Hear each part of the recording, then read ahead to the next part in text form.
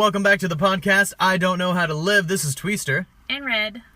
And today we're going to be talking about music festivals. Because I don't know how to music festival, I've never music festivaled before, and I want to be a part of the music festival stuff, or at least be able to talk about it with people. And I do music festival.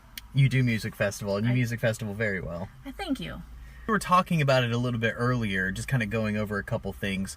And I got to say, the first thing I honestly want to ask about are the burners, because that just sounds cool. The burner is probably one of my favorite. The one that I have been to is Serendipity. It was a small burner. By standards of what I've been to, there's probably only like 1,000 to 1,500 people. It's a very tight-knit, awesome community. They had several effigies that we lit on fire. I think 2 the first night and then 3 the second night. Now, to someone that is not initiated, what is an effigy? An effigy is basically like a structure or a monument that we are going to burn one of the nights. Okay. Do they make this look like something, or like do they fashion it to something, or is it just like, hey, stack a bunch of stuff together? Well, it depends. Certain artists will go through and make monuments. One of the monuments at Serendipity was a heart, and it was made out of like driftwood. Like a romantic heart, or like an anatomical heart, like a surgeon would pull out of someone's chest? No, it was definitely like a standard Valentine's. It's a heart, not somebody. Man. Yeah. That would be cool, but I haven't seen that there. If it was my burner, it would be an anatomical heart. When the fire lit, things would squirt out. Things would squirt out of the aortas. That would be beautiful. That would freak out the people that are sometimes not in their coherent minds. You mentioned before that people, it's an artist that kind of puts these things together. Do you think that's gotta suck to like build something so beautiful and spend so much hard time and work into something, and then just burn it immediately the next day?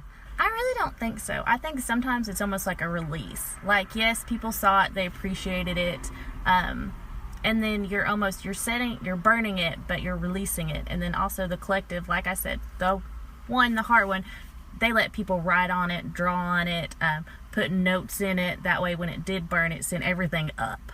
Oh, so it sounds kind of like they're turning it into a spiritual experience. Correct. And that's what burners usually are considered, spiritual. Spiritual for any particular creed or belief, or just... No. I saw people like doing pagan things like dancing naked under the moonlight. I saw people praising God. It was just... It's whatever you want to believe, you believe. So they're gonna supply this for you. They're gonna burn it. You decide who it's for. Correct. So, it's up to you. If there's a guy in the corner over here and he's like, this is for the Sumerian god Zarathos, and then like over here on the other corner there's some guy that's like, no, this is clearly for Shiva. No one's wrong. Everyone's like, nope, it can be for whoever. Correct. And it was probably like the best festival that I went to. Like, everybody got along. It was like a giant family. Like, nobody was like, oh, you're doing praying? They were just like, yeah, do whatever. Do whatever you want. Woo! Now, when you say it's a small, tight-knit community for this one, about how many people would you say were there? There was probably about 1,000 to 1,500. It was very small. Okay, and do you think that that's typical for burners, or do you think that they get usually larger? Depends. There is Burning Man, which is in Vegas, which is out on the Playa, and that has about 20 to 30,000 that they sell tickets to. Not quite a tight-knit community for that one then. But even Burning Man, apparently, you're grouped in cities, and those cities are apparently very tight-knit. That is one of the things I want to do. What do you mean grouped by the city you come from, or? No, when you sign up for Burning Man, because one of my friends did it last year, you put in, like, let's say you are a single male who likes cooking and movies, Tweester. And you kind of input that in there, and they will place you in a city with like-minded. Okay, they group you up together based on interests and stuff. Or you can just put in random, or you can create your own city and have your friends all camp with you.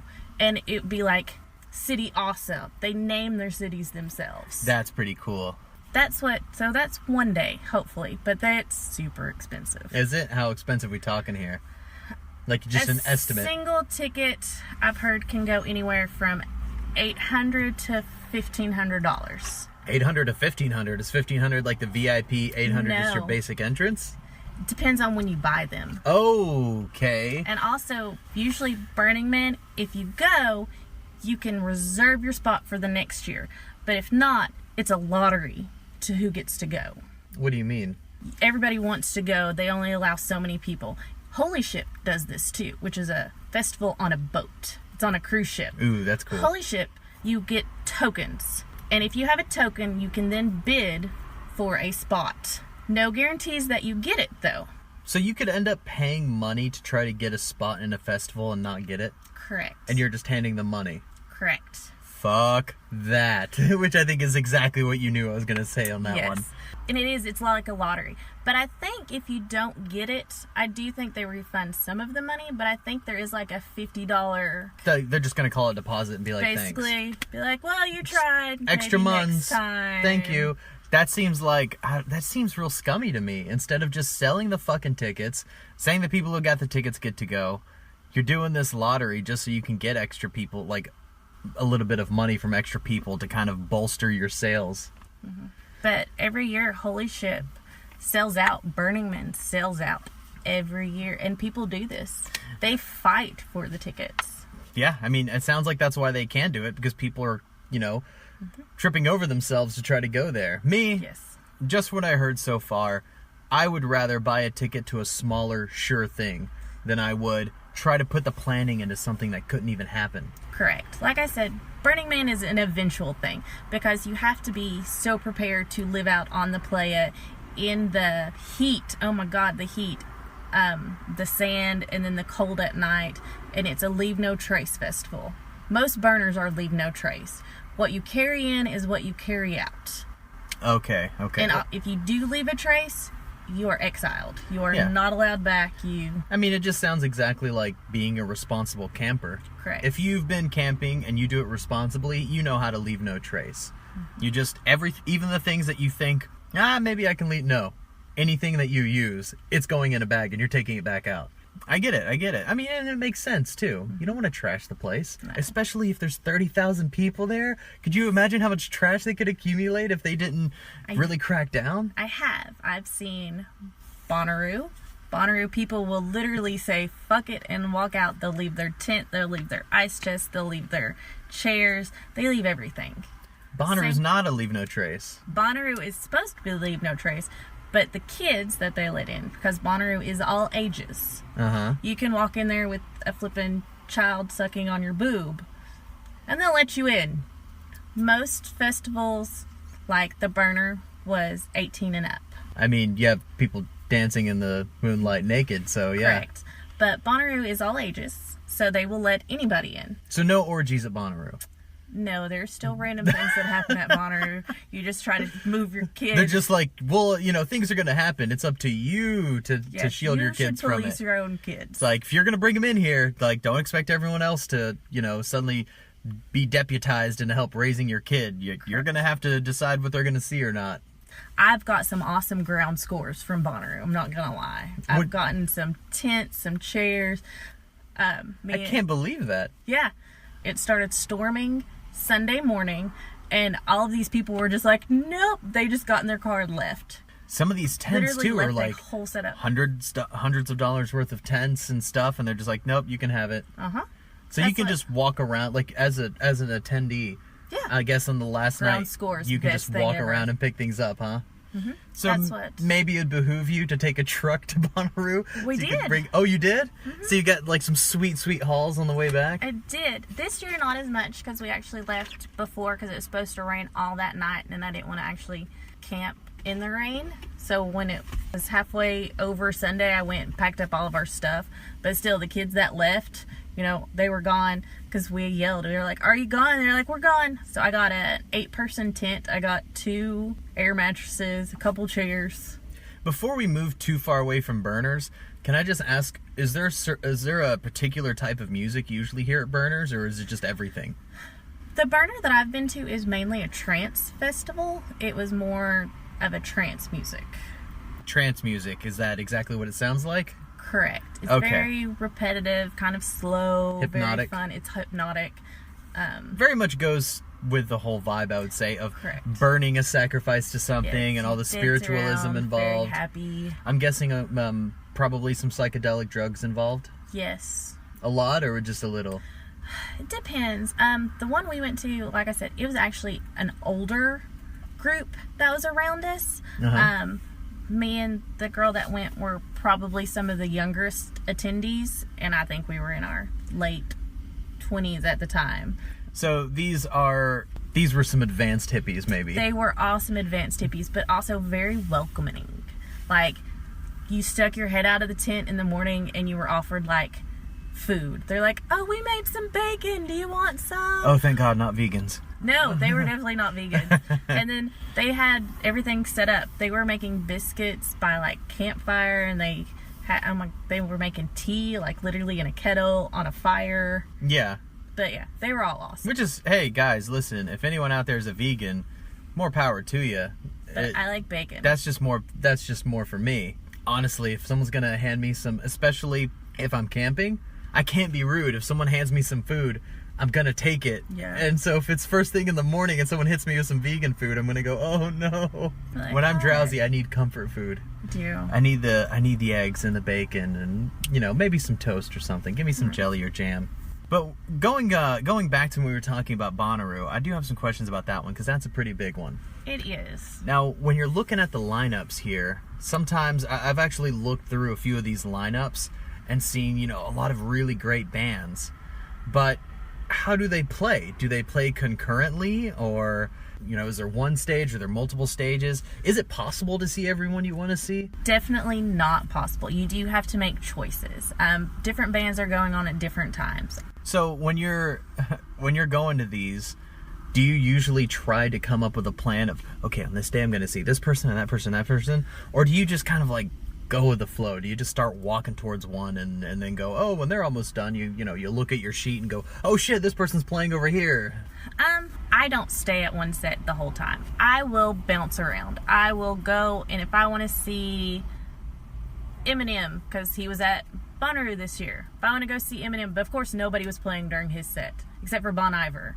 So I started off at Eminem. Poor Bon Iver. Well, Bon Iver had 2 sets. Okay. I actually saw all of the first set, and then made my way to go see the last half of Eminem. And then Bon Iver started playing directly after Eminem.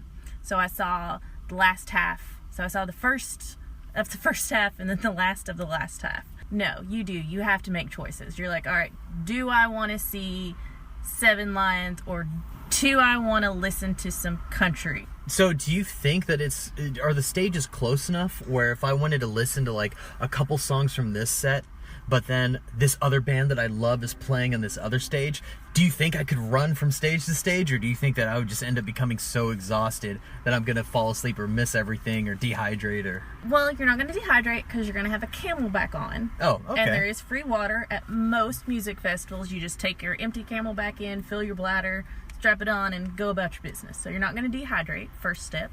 Gotcha. And then certain festivals are closer. It just depends on the festival, how it's set up. Like Shaky Beats, went there, everything was very close. You could walk from one stage to the other stage in like 6-7 minutes. Bonnaroo, trying to get from like what stage to the other tent, which that's what Bonnaroo calls it, stage. What tent, which tent, other tent, this tent. All right. I love Bonnaroo because they want to make you confused. You're like, what tent is that at? You're like, yeah, that's right. What tent? They're like, no, wait. You're like, no, someone's seen You've never been here before. Yeah, the guy who put that together, or girl, has clearly seen who's on first. Correct. But I do love it because especially younger kids, they're like, wait, what? And I'm like, yeah, exactly. Yeah, no, you got it. All right, thanks, see ya. What is the main stage? No, wait, help, Brad, help. You're like, you need a map. You do need a map. Where's your map? So, with some of these, it is possible, if 2 bands that you love are playing at the same time, you may be able to run back and forth and hear some songs from one, some songs from the other. Normally you can. You really want to see Bon Iver, but then also, like, Moon Taxi is playing. You can go watch half of Bon Iver and then go to Moon Taxi, and if you're like, oh, I'm not feeling it, you can always go back to Bon Iver. And still catch most of it. Because usually it's an hour and a half, depending on set times. I mean, you might not be able to catch a whole set of someone because so many bands are playing at the same time, but that doesn't mean you have to miss out completely. Correct. Makes me feel a little bit better, especially if if I'm looking down a list of the bands that are going to be playing at a music festival, maybe I'd be more happy if I only liked half the bands. Yes. A lot of times they'll release set times a week to 2 weeks before. And then also, most of them are coming out with apps now. Bonnaroo had an app. On Sunday, you knew exactly who was playing and what time. You just go in, tap, and it would remind you. They're starting 5 minutes. They're starting 10 minutes. Okay. Do most of these festivals have Wi-Fi? No. Good luck with that. No, Bonnaroo didn't have Wi-Fi? No, but how do you use the app? The app was, well, you already go, you already make your little set list on the app. Okay. One of the things I found was most useful, you actually go to the app, you take a picture, like a screenshot, and then that's what I was set my front screen as. That way I could just pull it up, look at it, and be like, oh, they're starting in 5 minutes. Very clever, Red. Very clever. I have my moments. So you're not going to get your Wi-Fi, but you know you can go ahead and you can get your set list ready. You can put it on your screen. You don't have to worry about being dehydrated at most of these places because they're going to provide water. Yes. And you don't necessarily have to miss a band just because two bands that you want to see are playing at the same time. Yeah, you just make decisions and choices. I mean, so far the things that I were worried about don't seem that bad. Now let's talk about the drug culture at some of these music festivals, because you knew that was coming. I did. Yeah. What can you tell me about the drug culture, as far as just some of your own experiences, or just what you might tell someone to expect if they were going? Well, one, there's a fabulous site. It's called Dance Safe. If you're going to do drugs, go to Dance Safe. Order a drug test kit. What is Dance Safe?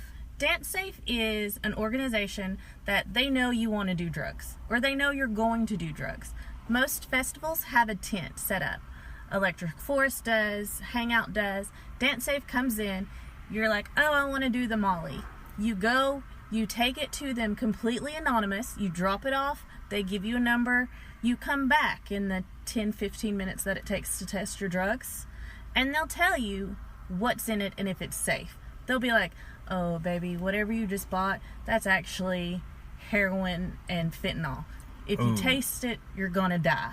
Gotcha. But yeah, they sell drug kits. Not every festival has a Dance Safe tent, but you can order it online and be prepared. So if it is one with a Dance Safe kit, like how much does it cost to get your stuff tested to make sure you're not gonna die? It's not expensive. I want to say during the festival hours, they'll test it for free. Oh, okay. And then they'll send out, they have an app at Electric Forest. They would send it out. You would go drop stuff off. They would send out an alert. And they're like, if you bought this that comes in a yellow bag with Homer Simpson's face on it, do not take it. And then they actually got some people that were trying to rip you off arrested. Wow. Dance Safe is awesome. But yeah, if you're going to do drugs, please test your stuff first. Especially if you're buying it from someone at the Correct. festival, huh? If you can, buy it at home from somebody you trust. Most places, they do light searches, but you can always figure out how to sneak stuff in. Mm-hmm. Called your butt. But, yeah. What in the butt? There's a pouch there. Spoken like a true veteran. Correct. So Dance Safe, I never knew about that. That's amazing. Yes. And you can Google it. There's different ones that offer different testing. But yeah, they'll hit the big main ones. Usually heroin, fentanyl. It does test for MDMA. It lets you know what's in the drugs before you put them in your body. Now, what if you're a person such as myself who's a man of the spirits, and you want maybe to bring in some silver tequila, or you want to bring in some whiskey or something? Can you bring it in? Do they allow it? Certain festivals, especially if it's a camping festival like Bonnaroo, Electric Forest, they will allow you to bring in liquor in plastic. It has to be plastic. Okay, so I need to pour it out of whatever it's in and like pour it just into a random soda bottle or something maybe. Or just go buy a handle in a plastic bottle. Oh, but then it's probably not going to be the good stuff. Yeah, it's not going to be the best. Man, I think I'll go with my idea. Right. And you can, and that's what we did. We bought some silver tequila, and we actually had a vodka bottle that I borrowed from work after it was empty that was plastic, and that's what I put it in. They also allow you to bring in up to 1 case of beer per person, and liquor, it says 750 milliliter per person, but they really don't check. They're just like, is there glass? And you're like, no, and they're like, rock on. Yeah, there you go. Good job. You followed the rules. If you fucked up and you left your liquor at home, do they usually have like a bunch of bartends set up with like full bars, or is it strictly beer usually? Oh no, you can get liquor, but a 12-ounce beer costs you $8. Oh my God. So a mixed drink is anywhere from $10 to $15. Nope. All right, so don't forget to bring your... I mean, I'm all for, like, I understand when you gotta pay site prices for stuff, but when you're staying somewhere, it's the principle of the thing, Jesus. Well, and also smokers always have extra cigarettes, because at Bonnaroo this year, one of my friends ran out of cigarettes and spent $32.50 on a pack of Camel Lights. Fuck. They were selling them for that much? It is supply and demand. Yeah, apparently. $32.50 for 1 pack of cigarettes. I mean, it sounds to me like you could really clean up just by, taking a backpack full of cigarettes in there. And when people run out of cigarettes, you're like, yeah, I'll sell this to you for like $10 instead of 30. They're like, correct. Sold. Towards Sunday, because we actually had a friend come in Saturday night, and we asked her to bring in extra cigarettes, because I'm like, stop smoking so much. Yeah. She brought in some extra cigarettes, and every time somebody asked for a cigarette, she was like, $2, and they paid for it. Wow. So she was selling cigarettes for $2 a cigarette. I told her she was a horrible person. Desperation, though. But she made her money back, I guess, from the 32 packets. Well, she knew her audience. Correct. And she knew that people would pay it. You know what? I could imagine if someone's tripping, or if someone's, been drinking a lot and they run out of cigarettes. Fixation. Yeah. They're not thinking, oh God, I need to, get a whole pack or something. They're not thinking about later. They're just thinking, I really need one right now. Oral fixation. I need a cigarette to go with this song. I'll pay your $2. Correct. I get it, though. I get it. And you know what? Sometimes it's annoying if people just come around asking you, like, if I was eating trail mix and every single person wanted to come in and eat some of my trail mix, I'd probably start charging people. Correct. So if she's a smoker and she's smoking, and every single time she tries to whip out a cigarette, other people are running out and going, hey, can I have one? 5 or 6 people are like, yo, it's Sunday, I'm out. I could totally, yeah. You know what? I think I'm a little bit on board with her. Because they can walk away and go ask someone else. Oh yeah. They decided this chick's probably been asked the entire time she's here. Take my $2. Oh yeah, that's what most people did. Or sometimes they'd be like, but I don't have any money. She's like, fine then, I want a drink, and they'd come back and they'd give her a beer. I want to ask you about the acoustics. When you're talking about people playing on these big stages in the tents and stuff, how are the acoustics? How close do you have to get to really hear it usually? Oh my God. I mean, it's a big open field. Imagine there's a lot of people talking, dancing, yelling. Well, they set up certain stages for certain music. Like, if you notice, all the country will be on one stage. All the rock will be on one stage. One stage will be set up for an EDM type. They set up the stages for the different music ahead of time. One will have a rap stage set up, and they try to tailor those to the music that they're playing. And you'll notice that on just one tent, that's all it will be, rock, because that's how they have the speakers set up. Okay, and like maybe, I guess I'm also wondering about like this, each stage built out differently, and like what they have behind it. Like I'm no audio engineer or anything, but I would imagine that some things would require a backdrop. Yes, certain stages do have backdrops. Certain stages literally just have speakers set in the field. But each stage is unique and different when you look at it.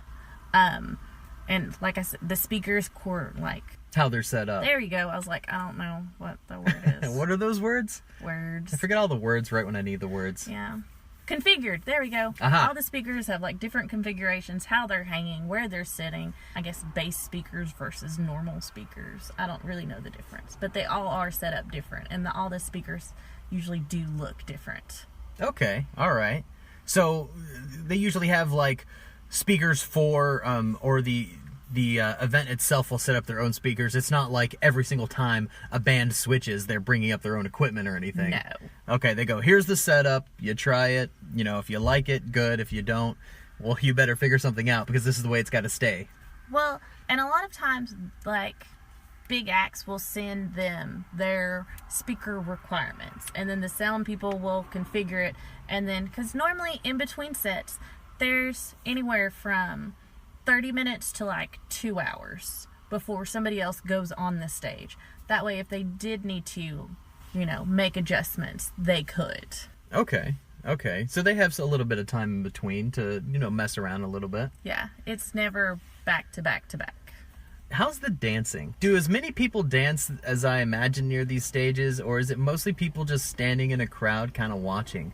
It depends. There's a meme going around. It's kind of funny because it says like bass heads right in front of the speakers. Like dirty hippies are usually like in the middle. The actual dancers are usually in the back. People that actually want to dance and like or play with like flow props are usually always in the back. The people up front, you're usually so compressed on each other because everybody wants to get so close. The most you can do is stand there. There is no dancing close to the stage because there's no room. You're stuck. You are stuck. Good luck if you want to leave and get like people touching you. It's hot. Can't use the bathroom. Can't go for another beer. Can't smoke because you'll burn someone's face. Oh no, people smoke at their own risk. It's fine.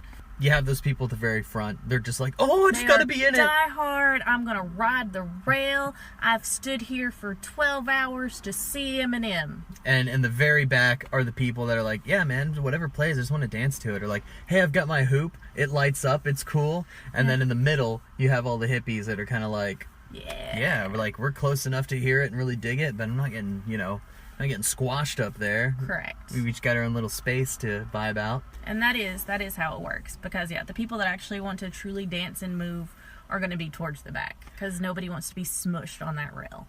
What's the food situation at these places? Do you have to bring all your own food? Do they sell food? And is it as bad as those goddamn beers?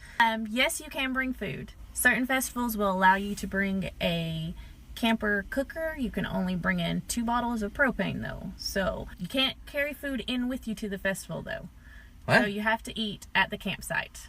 Oh, okay. You can be off-site and have all that, and you're fine. If it's a camping festival, they'll let you camp at your, have food and offer everything at your campground. But you cannot carry food in. You cannot, have a BLT, eating it going through the line while they scan your wristband. So there's a separation. Another good thing to know. There's a separation there from where everyone's camping and actually staying versus the actual festival itself and where the shows are happening. Yes. Okay. And you have to go through a security checkpoint. Normally, festivals now are giving out wristbands that have an RFD that when you pass through it, you just wave your wrist over it. Green is good, red is what are you doing here? Do they have security for the campsite as well, or just anyone can go there? Yes. At Bonnaroo this year, they had cops on horseback, but they would not let you pet your horse, which I was very upset about. I really wanted to pet the horse. Why are you going to deny your horse some pets? I don't understand. I know. And then I offered it at Carrot, and he was like, you dirty, dirty druggie, why are you... I mean, your horse doesn't know that it's a job. It doesn't know it's not getting paid. Nope. Let it get some pets in. Yeah, and then Electric Forest, when you were there, the cops were riding around on ATVs. But yeah, just depends. They do have security. They walk through and monitor the campsite. There's usually different workers set up with walkie-talkies if somebody gets hurt or anything like that. Do they break up orgies? Not really. No? No. Can we talk about now the sex culture at music festivals? Does it exist? Is it exaggerated? Is it about that movies and television, the way media likes to portray? Certain festivals are more notorious than other festivals. I was at Tomorrowland, both Tomorrowlands, before it was only here for 2 years. 2015, we were at, I forget who was playing, but I did watch a girl get her asshole eaten out by a guy in the middle of the crowd. Middle of the crowd? Middle of the crowd. He was just going Did they try to go incognito or anything? Nope. She was just dress up and he's like, all right. Yeah, basically. He flipped her tutu up and went at it. Did they, people start cheering on? They or? did. There's videos of it, actually. Why are people so predictable? Like, did people start cheering? Yes, they did. They did start cheering. They did start cheering. I do believe one of the security guards walked up. He kind of laughed, he took a picture, and he walked away. So that's not the kind of shit they're worried about breaking up. It's really not. And that happened not even in the campsite. That happened during a show. But yeah, no, it happened in the middle of the main stage. Just right there. What about the campsite? When you're trying to go to bed at night, do you just hear a bunch of just, yeah, baby, or over here, like, yeah, no, we can't. Another, oh, not tonight, honey, I have a headache. And then just slurping noises coming from the corner in this one. Depends on where you camp and who you camp around. So what you're saying is it's just luck of the draw. It really is. But you could very well get stuck in that situation. You could. Usually when I go to festivals, especially camping, I like to do group camping. I like to get all of our friends together, camp around each other. That way, you know, it's a good time. I already know them. I know what to expect. I know what he's going to do. I know what she's going to do. I know that he's going to break breakfast every morning and it's going to be amazing. Ugh, I like that guy already. Yes. There's one guy, and he make every festival he's at, he is the breakfast dude. He will come in, he'll have 2 or 3 grills, he'll bring the bacon, he'll bring the eggs, he'll make a waffle machine because he has a generator. He's the man. And this guy wakes up before everyone else, huh? Does, and he makes breakfast every morning. He's the best thing ever, and I love it when I know he's going to a festival that I'm going to because I'm like, I'm gonna get breakfast every day. So it sounds like you kind of have like your own little community of people that go with you to some of these multiple festivals. I'm guessing that you're not the only person that does that. Would you say there's a lot of different communities or groups of people that you see at multiple festivals that you're like, hey, it's that group again? Yes, there are groups that I see around a lot. A lot of them, they'll have flags and totem poles that they carry in. They have these giant telescoping poles. Like they really make it a club, huh? They do. They'll go in, you'll see, like, they'll make flags with their emblem. They'll make, they have pictures. They have Facebook groups that, you know, everybody comes together. You still talk as a community. There's one that I know of, and I see them every year, and it's Bass Bandits. And I know their flag, and I see them, and they're at most shows. Become really good friends with them. And you can walk and be like, hi, I'm from so-and-so group. And they're like, will. oh, yes, we have good relations with that group. They'll walk up and I'm like, hey! And, you know, you see the same people. It sounds almost like in these music festivals, things go back to feudalism. It really does. People are grouping up and stuff. Groups are taking care of each other. You know, one group might have good relations with one group, or they might have a problem with a different group. You get your other group together and you go to war with that one group. Like I've never been during a war. You've never been to war? No, we've never been to a war. I'm sure somewhere there's been a group that has had a fight break out with another group. I mean, I'm sure it's happened. I'm sure it's happened. And I'm sure that they've asked their friend group. They're like, call the bass heads, tell them we need assistance. And they lit a fucking torch and they're like, oh, the bass heads need assistance, we ride. And they left their stage, got into the brawl. I mean, I don't know that it's happened. I just like to think that it has, or that it will one day. It may one day. If things keep going the way they seem to be going. They might. It is. We do. There's different groups, and you start to recognize each other. You become friends on Facebook. You know what festival they're going to. They'll see you there, you know. It's got to probably help, too, with the supplies. You know, you split everything up. I mean, when we were talking about all this stuff, I was thinking, fuck, man, not only do you have to pay for, like, an expensive ticket, you better bring all the supplies you need. I mean, they have stuff there, but everything that they have there is going to rip you off very badly. And they're, like, going back to the food, we kind of stopped before we got to the food. Yeah, Certain festivals will let food trucks in, so, you know, expense isn't that much. But, like, they will have, like, a whole meeting place, like a cafeteria, like their own little outside food court. There is a giant food court, and you can get anywhere from like falafels to deep fried chicken on a stick. Now, do the food trucks seem to be nicer and not raise their prices from the norm for them, or do they go, nope, we're at a festival, add another 0 to everything, boys? Well, no, food was actually so much more reasonably priced than alcohol. Okay. There was one food truck that I've seen before, and, you know, it was, I think, for some jalapeno poppers and a Coke, it was like $8, which It's perfectly fine, yeah. is normal, what I would expect to pay. Anywhere else. Yeah. It's nice to know that when it comes to the necessities, they don't fuck you. No, they really, you have to eat. Most people aren't going to be prepared. But even like their food court vendors, like I got a corn dog and fries, and it was like, I think $6 or $7. Okay, and then, like you said earlier, water stations are free. Water's free. Water's free. Your food's not going to be expensive. Your food's going to stay cheap. It's just, hey, if you want to get drunk and you want to get messed up and you want to do this or that, then you might have to pay. Yeah, and then Cokes were also pretty expensive. They were like $5 for a 20 ounce. Well, I but don't then need again, no it's sugar not water. a necessity. So Yeah, it's not a necessity. Water's a necessity. Soda isn't. So you go and pay for it. I dig it though. No, I'm really happy to hear that they're not screwing you on the food, because I was getting a little worried there when I heard about cigarettes, liquor, beer, but free water and keeping the food prices low.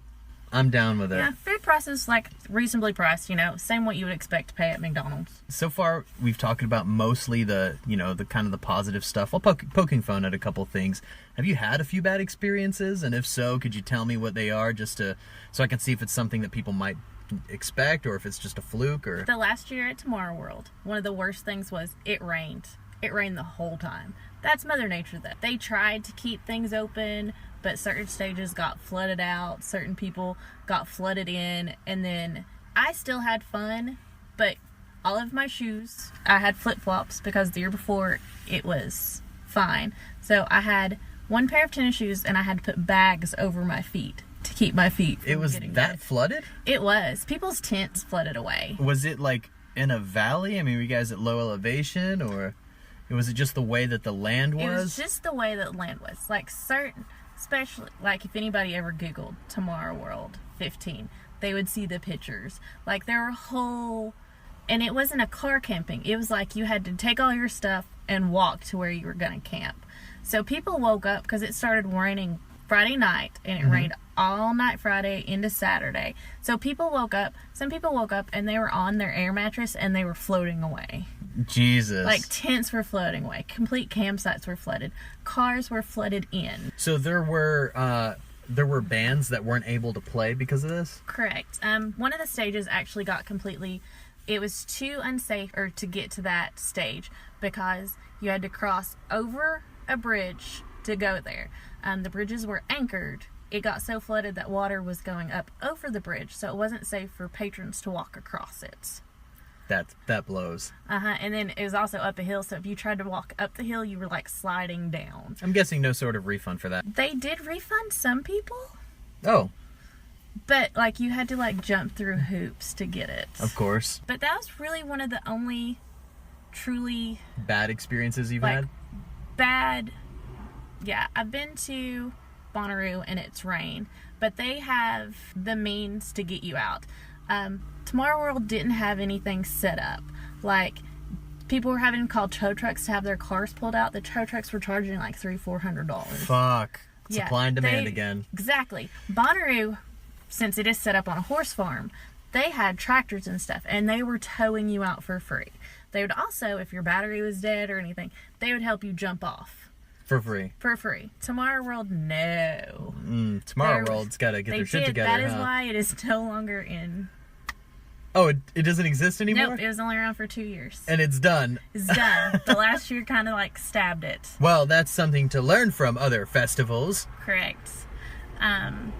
But yeah, that was probably the worst. But people lost their phone, they lost everything because of the rain. I'm going to actually go look up some of those pictures now. It's crazy. I am. I mean, after we're done. But then Yeah. I'm going to go look up some pictures because I am curious. Oh, I did want to ask. I did look up a couple pictures. I've seen some couple pictures of people like at a few different festivals. And it looked like in the background, there were some different tents set up for like different activities. Like I think I saw one where someone was playing VR in a tent in the background. Do they have like a bunch of tents set up with like different activities you can do that are not based in music at all? Or They do. Probably Electric Forest is one of my favorite ones when it comes to this because they have different tents set up. You can go, you can paint. There are different things set up. You wander through a forest. Electric Forest is literally in a forest. There's trees. They have like different things like they have everything. You can do yoga in the morning. You can go in and literally listen to comedy. Do these things cost extra? No.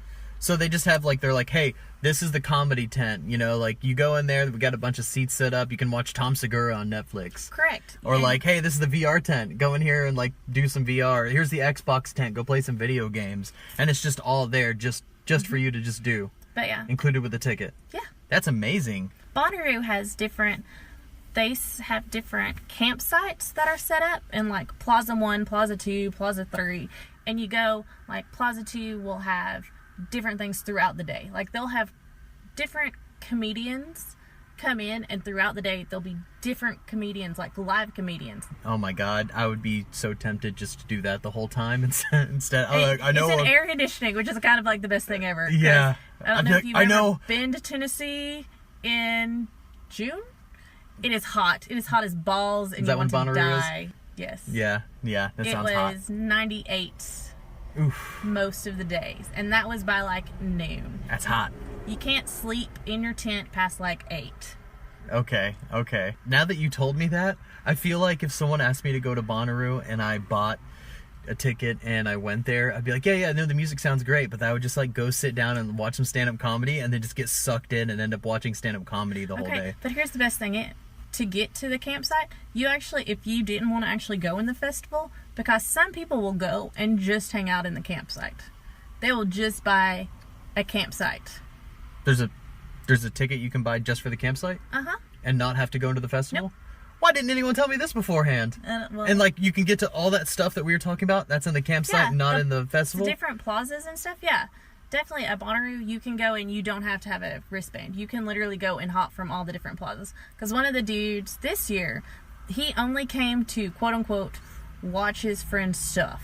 But then once he realized that nobody around us were idiots, we actually had a good group, because I didn't do group camping this year. I just kind of went with my friend last minute. She's like, hey, I want to go. And I was like, all right. You know, he's like, I only came to watch stuff. He's like, but yeah, you guys don't look like you're going to rob him. I'm like, why would I rob him? So he did. He wandered around. He didn't actually go to the festival, but he did go to the, like I said, the different plazas have different things. There was like a coffee shop, and it had a writer's thing in it. A writer's thing? It was something to do with writing. I never actually went in it because I was like, oh, okay. It's too hot for coffee. They have like a whole... It sounds like almost like a modern carnival. Just all the tents set up with all these different things. Like, hey, come check this out. Hey, come do this. It really does. And especially Electric Forest does, because they will pay people and hire people to come in. Like, this will be the Victorian section. They will have people in Victorian garbs be like pantomiming or doing stuff. Electric Forest pays people to come in and do weird stuff throughout the forest that has nothing to do with music.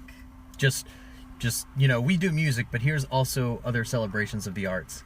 Like, you know, there might be these two people over here doing interpretive dance or something. Correct. Or slacklining. What's slacklining? Oh, wait. Where you jump on the random rope stretched between two things. Oh, that's right. And you do like these cool like acrobatic movements between them. And then like the ropes look really silky and stuff. Yep. Yeah, that looks super cool. They had people doing that one year. Just like in the trees? Yeah, just hanging out in the trees. They were probably like 2 foot off the ground. They had on weird little like jester costumes almost, and they were doing flips. If you wanted to try it, they had like 4 or 5 set up farther away that was only like probably 6 or 7 inches off the ground, so if you fell you wouldn't hurt yourself, to try to teach you how to walk on it and jump and things. That's kind of cool. It was. See, that kind of stuff makes me want to go more. Honestly, I'd probably end up just getting a ticket for a campsite and just doing all that stuff instead of going in the actual festival. Just like, don't worry guys, or whoever I went with, like, oh, I'll watch your stuff for you. Like, myself. I'll entertain myself, and then I'll come check on your stuff every now and then, make sure it's okay, and then go back. One year, a group of us went to Electric Forest. Only 3 of us bought wristbands. The rest of us just kind of put the wristbands on. 4 of us would go in. 2 would come out. We'd give the wristbands to the other 2, and then we just kept doing that. Just kept switching back and forth depending on who wanted to watch one set? Correct. That's funny. I mean, they still had the correct number of people for tickets inside at any given time. Right. We would just trade off. Yeah. Doesn't sound like stealing to me. Nah, it's fun. Are the tickets for, if you just buy like an off campsite ticket, are they like usually like half price? I mean, I imagine there'd have to be much cheaper since you're not seeing any shows. It depends. Like, because certain festivals you can just buy the campsite ticket. of course, when they ask, they're like, oh yeah, I totally got a real ticket too, because it would be weird for you to just tell them that you're just hanging out in the campsite. Most of the time you're just like, yeah, I'm picking it up at will call. Yeah, it's not like they're going to check, right? No. If it were me, I'd probably end up just, as I do, just like, no, I just came to the campsite. Like, Yeah. Sir, why would you do that? What do you care? I bought a ticket. Came here to watch some stand-up comedy. I want to learn how to ride horses. Here to watch my friend's stuff. But yeah, normally camping passes are like $48. Oh, And a ticket. that's way better. Yeah, like Bonnaroo's tickets this year, because I waited so late, it was like $230. And if you order them early, it's like what? Like $1.50, like $150 or... Right, it's on different tiers, so it depends on what tier you buy. Like imagine first tier this year was like $99. If you waited till now, it's like $180 something, or maybe it's $200. So do now. most of these music festivals not have VIP then? They just have... They do have VIP, but I ain't paying for that. So, but it is available. It is. Do you feel like you get anything more out of that if you do get it, or? VIP, it includes like VIP like seating, but most of the time the VIP seating is not somewhere better. Like I have never actually been somewhere where like VIP, this is what you get to do, and it made me be like, oh, I want to spend that extra $400. It was like, it's not better, it's just different. Correct. It's just so you can say I'm in the VIP section. The only thing I did look into actually this year was Bonnaroo has Platinum, which was like, I think for 2 tickets was like $1,700 or something ridiculous, or maybe $1,700 a person. But that included all of your alcohol, all of your food, and people in golf carts drove you around everywhere. Okay, so it's the super lazy ticket. Yes. But it did include all alcohol. Okay, yeah, and if you don't, if you don't bring your alcohol. Correct. It included all alcohol, all food. All food was catered. You got really to go, good food? Yeah, and they had air-conditioned bathrooms, which whoop whoop, didn't have to use a porta potty. I'd be down. Okay, it's like stuff that like when you're just looking at them, you might go, VIP tickets? No, I'm not doing that. That's stupid. Like, I'm tough. I can handle it out for a little bit. But maybe by the second day, you're like, man, sure would have been nice to have one of those VIP tickets, I'd really like to be peeing in air conditioning now. It feels so good. Right. And free showers. I'm tired of being hot I'm tired of being hot when I poo. Yeah. Free showers too. Do you have to pay for showers otherwise? Most times showers are like between $5 and $15. This campsite gets really stinky, doesn't it? Yeah, you just have to embrace the smell. Is it really that smelly? Like you can't escape it? Parked and camped close to the porta potties, it sucked for you. I will say that Bonnaroo this year, especially for the heat, they were cleaning their porta potties like 2 times a day. You did good, Bonnaroo. You did good. Nice. Not like that damn Tomorrowland. Right, they would clean the bathrooms once, and then it was like... Tomorrowland sounds like... It was a shit show. It sounds like the Florida of music festivals. Oh my god, it was a shit show. Just the one year. The first year was fine, except for it was so dry that they kept calling it the Wook Flu, because you're jumping and dancing around and it kind of turned into a giant dust bowl, and then you inhale that dust and then you start blowing out like weird black shit out of your nose, and then you get sick. The fuck? Yeah, so they call it the Wook Flu. The Wook Flu? Yeah, dirty Wooks. Can you tell people what a Wook is? And also tell me what a Wook is? But mostly for them, but also me.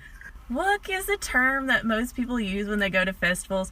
A Wook is somebody that comes up. They will have usually their hair in dreads. They will be wearing all the weird clothes that you would associate with a hippie, except for like they're 20. They bum everything off of you, and sometimes they just leave with your stuff. Like, that's to me is a Wook. So a Wook sounds like a bum in training. Correct.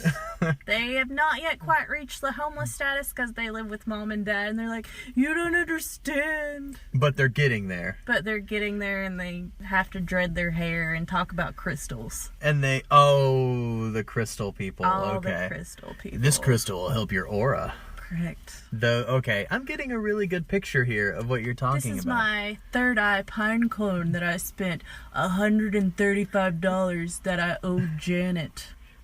Yeah, I could have paid her, but this has really helped with my vibes. This spoke to me. Can't you tell my aura is so much more smooth? I can tell that you're really gullible. But that's what everybody called it, was the Wook flu, because everybody got sick, mainly from inhaling all the dust for 3 days straight. Like, you're gonna get an upper respiratory infection. Yeah, you're gonna have an issue there. A Wook. Do you find these at every music festival? Yes. Okay, so there's no escaping the Wook. There is no The escaping dreaded it. species of Wook. Yes, and they're always like, oh. Can Wook be female and male? Yes, there is definitely always the female and male, and usually they're mated together. Sometimes their dreads even intertwine. But if they have to bum everything from everyone, why would they get together with someone else that just has to bum? Okay, whatever. Just, you don't question it, you just embrace it. That doesn't make any sense. Just embrace the Wook and then hide before they want food. So or nothing something. good is going to come from a Wook. If No. you see a Wook, go the other way. Correct. But Wook asks you a question. Just say no. Yes, general consensus. Are there any other species lurking the festival grounds that I should know about, or is it mainly just Wook? I mean, we already talked about baseheads and hippies, but I already knew about those beforehand. Right. There's also the basic grave girl. Doesn't matter what it is, they're gonna wear the furs on their legs and probably the leg wraps. Even when it's hot as shit? Even when it's hot as shit, you're like, I love a corset and a tutu as much as the next man, but it is literally 100 degrees and you're wearing fur leggings. You have on, a spirit hood. And What's a it's spirit hot. hood? A spirit hood, they sell them. You can buy them. Spirit hood is a name brand, but I have one and it's a wolf and it has cute little zipper pockets that I put like my phone and stuff in. It's just a head covering? It is just, usually it has like sleeves, so you can put your fingers in the paws. But I only wear mine during the winter because, it's warm. It's hot. Whereas, what did you call them again? I call them a basic grave girl. Basic grave girl. Rave girl. Rave girl. Yes. Whereas the basic rave girls will wear them no matter how hot it's probably for the Instagram pictures. It's always for the Instagram pictures. Always for the Instagram pictures. Well, I think we went over pretty much everything we needed to go over as far as I know. I mean, I definitely learned more stuff than I knew before, and I actually feel better about maybe trying out a music festival sometime. Just let me know and I'll let you know. Yeah? Yeah. Just, Okay, you're down for anyone? I'm down for it. I've been to several. I can dig it then. I can dig it. Just none that are in Florida. Never any that are in Florida. I've actually never been to a music festival in Florida. That's because they don't have any because no one wants to go. It will end badly. It's kind of a reoccurring theme here on I Don't Know How to Live to shit on Florida at least once every couple episodes. Because every good story starts with a Florida man or Florida woman. And by good, I mean the kind of stories that you can hear, but you don't want to be a part of. Correct. Well, thank you for joining me. I think we're about wrapped up here. I agree. And we're done. Thank you guys for listening. This has been Tweester. And Red. And Red, please join us again sometime. And you guys have a good one.